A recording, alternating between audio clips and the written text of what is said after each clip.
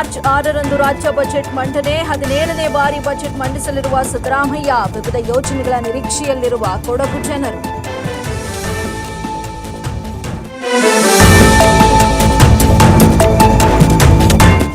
ಮಧ್ಯಪ್ರಾಚ್ಯ ದೇಶಗಳಲ್ಲಿ ಯುದ್ಧ ಪರಿಸ್ಥಿತಿ. ಮಂಡ್ಯ ಜನರ ರಕ್ಷಣೆಗೆ ಜಿಲ್ಲಾಡಳಿತದಿಂದ ಕಂಟ್ರೋಲ್ ರೂಮ್ ಸ್ಥಾಪನೆ.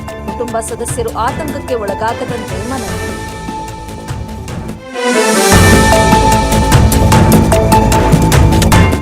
ಇರಾನ್, ಇಸ್ರೇಲ್, ಅಮೆರಿಕ ನಡುವೆ ಯುದ್ಧದ ಪರಿಣಾಮ ಭಾರತದಲ್ಲಿ ಅಚ್ಚರಿ ಬೆಳವಣಿಗೆ. ಭಾರತದಲ್ಲಿ ಗ್ಯಾಸ್ ಸಿಲಿಂಡರ್ ದರ ಇಳಿಕೆ.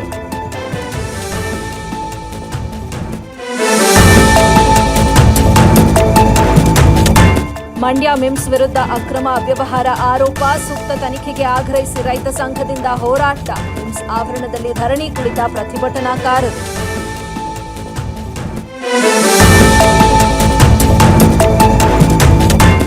ಹಳೆ ದ್ವೇಷ ಹಿನ್ನೆಲೆ ವಿದ್ಯಾರ್ಥಿನಿ ಮೇಲೆ ಹಲ್ಲೆ. ನಂಜನಗೂಡಿನ ಪಾಳ್ಯ ಗ್ರಾಮದಲ್ಲಿ ಘಟನೆ. ನಂಜನಗೂಡು ಗ್ರಾಮಾಂತರ ಠಾಣೆಯಲ್ಲಿ ಪ್ರಕರಣ ದಾಖಲು.